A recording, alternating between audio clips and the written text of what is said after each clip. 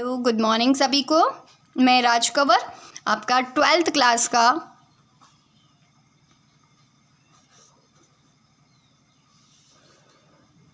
BS का subject है। 12th class BS का सब्जेक्ट है और जो चैप्टर है वो आपका कौन सा है, फर्स्ट चैप्टर। उसको आज हम कंप्लीट कर लेंगे, ठीक है।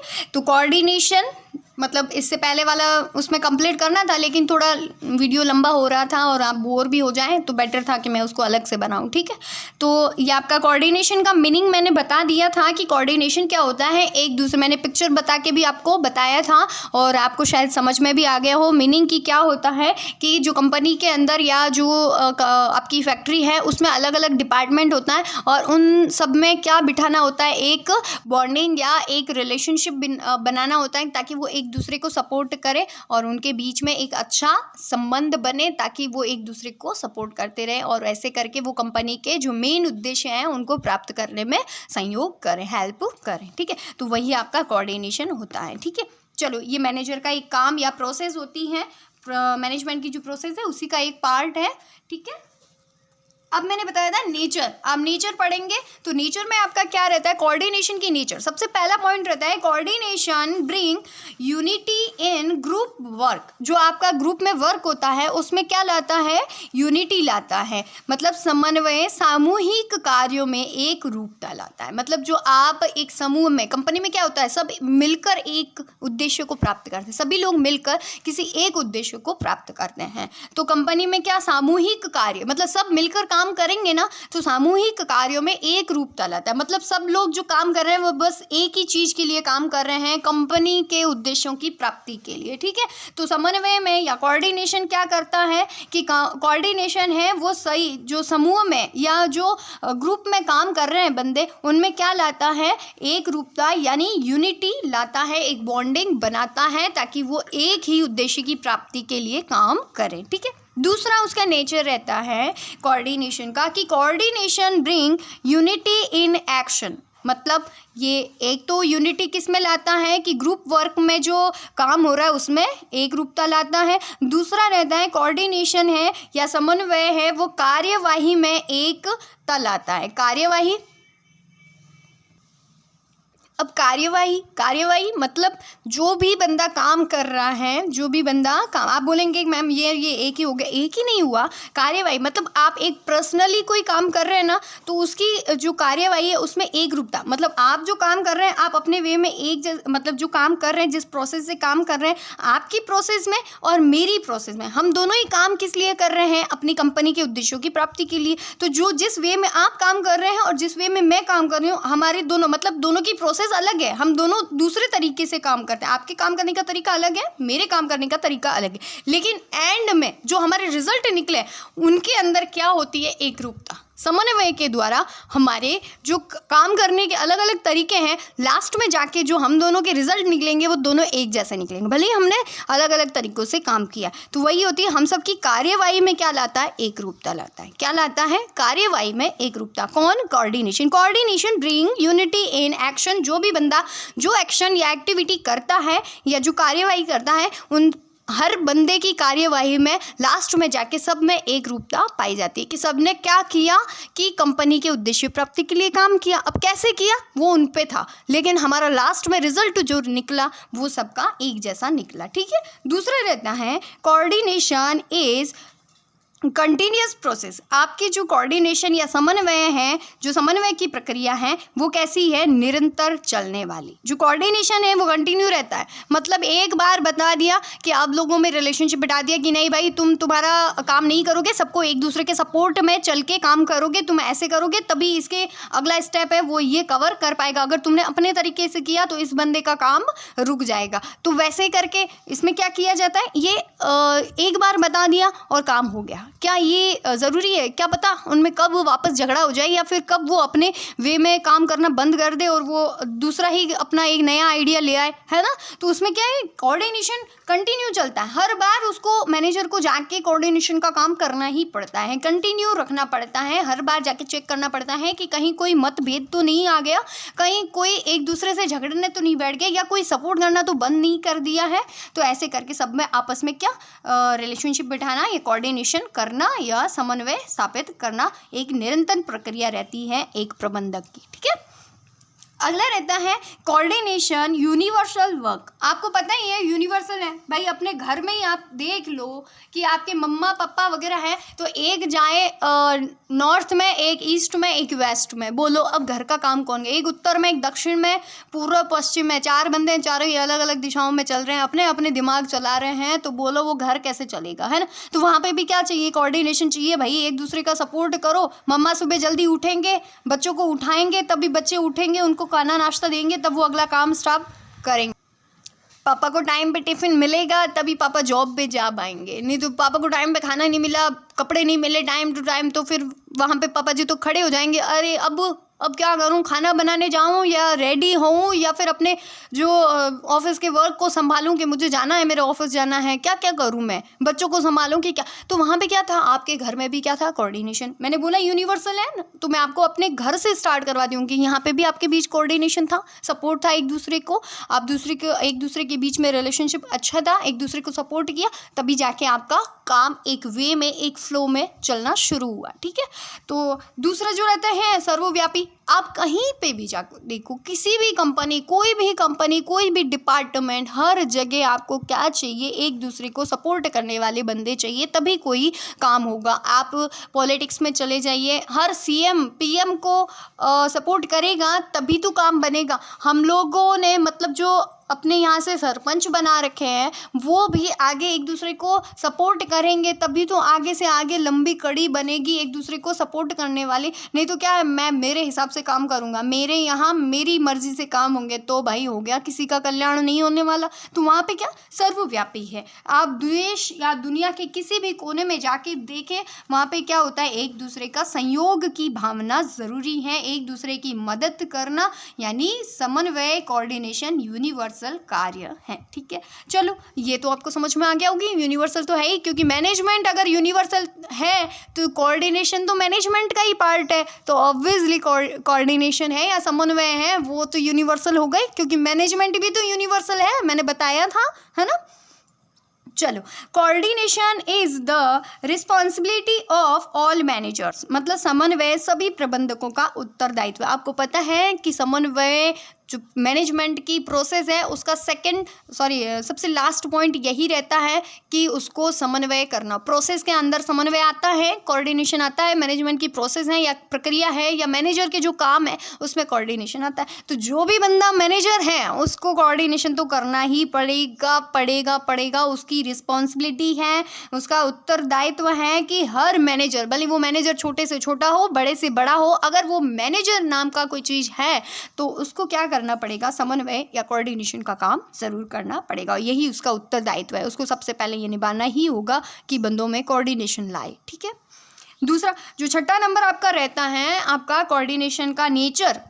कोऑर्डिनेशन कैसा है कि कोऑर्डिनेशन प्रबंधकों का उत्तरदायित्व या रिस्पॉन्सिबिलिटी ऑफ ऑल मैनेजर्स या सर्वव्यापी या यूनिवर्सल काम था। उसके बाद आपका जाता है कि समन्वय सोचा समझा कार्य है। क्या coordination is a function of thoughts. आपकी जो सोच है, सोच से समझा गया और सोचा गया, बिल्कुल पहले से मैनेजर सोच के समझ के रहता है कि इन दो बंदों में मैं कैसे कोऑर्डिनेशन बिठाऊं, ये दो डिपार्टमेंट आपस में हमेशा झगड़ते रहते हैं, मैं क्या चेंजेस लाऊं कि ये एक दूसरे को सपोर्ट करना शुरू कर दे, है ना, एक दूसरे का सहयोग करना शुरू कर दे। तो वो पहले से सोच समझ के प्लानिंग के साथ में आप लोगों के बीच क्या बिठाता है, कोऑर्डिनेशन या समन्वय का कार्य करता है।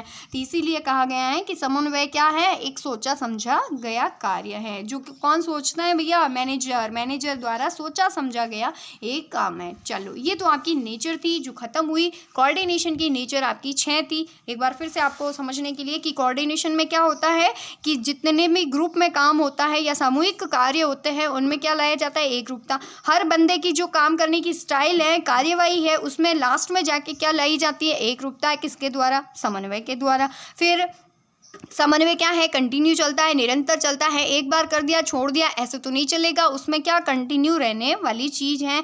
दूसरा रहता है कोऑर्डिनेशन आपका यूनिवर्सल है, सर्वव्यापी है, हर एक जगह कोऑर्डिनेशन आपको मिलेगा, बड़े से बड़ी जगह हो या छोटे से छोटा आपका घर हो, हर जगह कोऑर्डिनेशन ज़रूरी है। ठीक है, समन्वय या जो कोऑर्डिनेशन है वो सभी प्रबंधकों का क्या है, लायबिलिटी या उत्तरदायित्व या रिस्पॉन्सिबिलिटी होती है हर मैनेजर की, उसको कोऑर्डिनेशन का काम करना पड़ता है।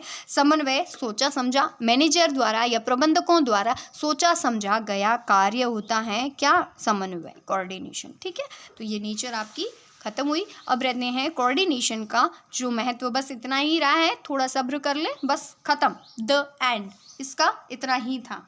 देखो जो आपका कोऑर्डिनेशन होता है, जो उसका कोऑर्डिनेशन का इसने बोला है कि महत्व क्या है, कोऑर्डिनेशन क्यों किया जाता है, क्यों आपको इसकी डेफिनेशन, उसकी नेचर समझ के भी आपको समझ में आ जाना चाहिए कि कोऑर्डिनेशन क्यों ज़रूरी है, क्यों महत्वपूर्ण है, या इसका महत्व क्या है। इसको महत्व को मैंने इनको 3 भागों में डिवाइड, आपकी जो बुक है उसमें 3 भाग में डिवाइड किया है कि पहला आप अपने संगठन या ऑर्गेनाइजेशन की तरफ से देखेंगे तो उसका जो जितना संगठन का आकार है, जितनी साइज़ है, जितना बड़ा आपका ऑर्गेनाइजेशन है उतना ज़्यादा आपका समन्वय चाहिए होगा, और जितना छोटा आपका ऑर्गेनाइजेशन या संगठन है या संगठनात्मक रूप है वो आपका छोटा है तो उसमें थोड़ा समन्वय बड़े की तुलना में कम चाहिए होगा। दूसरा रहता है कार्यात्मक विभेदीकरण। कार्यात्मक मतलब मैंने बोला था मैनेजर अपने कार्य को सब मैनेजर उसके नीचे वाले को, मतलब आपने जो स्तर पढ़े थे टॉप लेवल का मैनेजर, फिर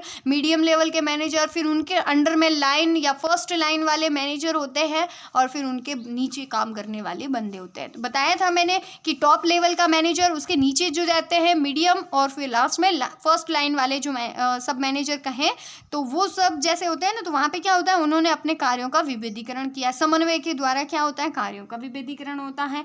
और दूसरा या ये जो रहता है विशिष्टीकरण, मतलब स्पेशलिटाइज होता है या स्पेशल बन जाते हैं हर काम, क्योंकि आप पहले आपका बहुत बड़ा आकार था, बहुत बड़ी कंपनी थी, तो उसमें जितनी बड़ी कंपनी उतने बड़े काम, है ना, तो काम भी बहुत ज़्यादा, लोग भी बहुत ज़्यादा, उन सबको उनका काम संभालना, उनमें बॉन्डिंग बिठाना बहुत बड़ा काम हो जाता है। तो फिर क्या करते हैं मैनेजर साहब, अपने काम को आपस में या सब मैनेजर के बीच में क्या करते हैं डिवाइड, और सब मैनेजर फिर उससे भी बड़ा, अगर संगठन बड़ा है तो फिर क्या करेंगे, उससे भी नीचे वाले जो लाइन या फर्स्ट लाइन वाले या पर्यवेक्षी जो डिपार्टमेंट होता है मैनेजरों का, उसको काम सौंपेंगे और फिर वो नीचे अपने काम को संभालेंगे। तो इसीलिए क्या, काम को विभेदीकरण, अलग अलग भागों में उसको डिवाइडेशन में डाल दिया। इससे क्या होगा, कंपनी के काम में क्या विशिष्टीकरण आएगा। तो अगर आपको बोले कि कोऑर्डिनेशन का महत्व क्यों है, या कोऑर्डिनेशन को क्यों अपनाया जाता है, या कोऑर्डिनेशन की ज़रूरत क्यों पड़ी, या समन्वय की क्या आवश्यकता, क्यों ये महत्वपूर्ण बना एक मैनेजर के लिए या एक संस्था के लिए, तो उसके लिए आपको 3 ये स्टेप लिखने होंगे कि संगठन का आकार। आजकल के बड़े बड़े संगठन होते हैं, बड़े बड़े संगठनों में बहुत ज़्यादा लोग काम करते हैं, बहुत ज़्यादा लोग काम करेंगे, जितने ज़्यादा लोग उतना उनमें ज़्यादा झगड़ा, उनकी सोच में, उनकी समझ में फ़र्क मिलेगा आपको कि कोई है किस सोच का है, कोई किसी सोच का है। तो उन सब की सोच में एक रूपता लाना या फिर जो है यूनिटी लाना, ये क्या होता है, एक अपना समन्वय के द्वारा पॉसिबल होता है। समन्वय या कोऑर्डिनेशन नहीं है, आपको करना नहीं आता है, तो आप बड़े से बड़ी फैक्ट्री या कोई कंपनी या संगठन है उनमें क्या अच्छे से अपने उद्देश्यों को प्राप्त नहीं कर पाएंगे। इसीलिए हमारा क्या रहता है, बड़े बड़े संगठनों के कारण भी हमारी कोऑर्डिनेशन की आवश्यकता पड़ी, नीड हुई, और इसीलिए इसका महत्व भी है। दूसरा, अब ये प्रश्न आपको कैसे भी पूछा जा सकता है, लेकिन पॉइंट ये 3 ही रहेंगे, है ना।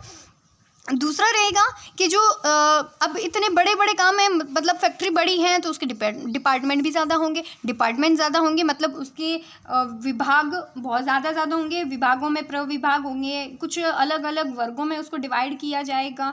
तो सब अलग अलग डिपार्टमेंट के कारण उनमें क्या एक डिपार्टमेंट दूसरे डिपार्टमेंट का सहयोग करे, इसीलिए हमें क्या कोऑर्डिनेशन की ज़रूरत पड़ी, इसीलिए महत्वपूर्ण हुआ, क्योंकि बहुत ज़्यादा डिपार्टमेंट है तो वहाँ पर अफरा तफरी ज़रूर मचेगी। तो इसीलिए अगर कोऑर्डिनेशन करना आता है या कोऑर्डिनेशन जैसी कोई चीज़ होगी तभी वहाँ पर आपके जो उद्देश्य हैं उनको प्राप्त किया जा सकता है। विशिष्टीकरण, हर बंदा अपने आप में विशिष्ट है, हर कोई अपने आप में विशिष्ट है। वो अगर उनको बोल दिया जाए कि नहीं तुम तुम्हारे हिसाब से करके बताओ, लो भैया, दो मैं बोल दूँ कि कुछ साइंटिस्ट बैठे थे, ठीक है, जो स्पेशलिस्ट या विशेषज्ञ थे, उनको बोला कि तुम तुम्हारे हिसाब से काम करो। अब बोलो उनको रिसर्च पे बिठा दिया, वो अपने वे में काम कर रहे, तो कोई अपने हिसाब से कैसे रिसर्च करेगा, कोई अपने हिसाब से करेगा। ऐसे करके वो उनके सबके रिसर्च करने के अलग अलग तरीके होंगे तो रिजल्ट भी अलग अलग आएंगे। अब लो उनमें तो कोई कोऑर्डिनेशन है ही नहीं, कोई बोल रहे हैं कि इस वे में काम करो, कोई बोल रहा है इस वे में काम करो, सबके रिजल्ट अलग अलग आ रहे हैं, है ना। तो सबके रिजल्ट अलग अलग आए तो लो भैया अब क्या करें। अब तो कोई कुछ हो ही नहीं है, एक दूसरे को कंपेयर भी नहीं कर सकते बिना मतलब एक रूपता या यूनिटी नहीं है उनके काम में, या उनके उद्देश्य एक जैसे नहीं है, तो फिर उनमें हम उनको कैसे डिफाइन करें, उनको कैसे मानें कि हमने उद्देश्य प्राप्त कर लिए। सब अपनी अपनी मर्जी से चल रहे हैं, है ना। तो यहाँ तो अफरा तफरी ही मच जाएगी, सब साइंटिस्ट अपने अपने हिसाब से चलने शुरू हो जाए, तो उनमें क्या होता है, एक रूपता लाई जाती है, उन पर कंट्रोल किया जाता है, उनमें कोऑर्डिनेशन, एक समन्वय बिठाया जाता है, एक दूसरे को सपोर्ट करो और सपोर्ट करते हुए आगे बढ़ो, ठीक है। तो ये आपकी कोऑर्डिनेशन का चैप्टर जो टॉपिक था वो भी ख़त्म हुआ। इस तरीके से आपका बिजनेस स्टडी का फर्स्ट चैप्टर है वो आपका यहाँ आज एंड हुआ, ठीक है। ठीक है, इसके आगे जो रहेगा फिर वो अगला हम पढ़ेंगे। यहाँ तक का आपका पहला चैप्टर है वो कंप्लीट हो गया है, और जो इंग्लिश मीडियम वाले हैं उनका तो सेकंड चैप्टर शुरू भी हो गया है, ठीक है। Thank you so much.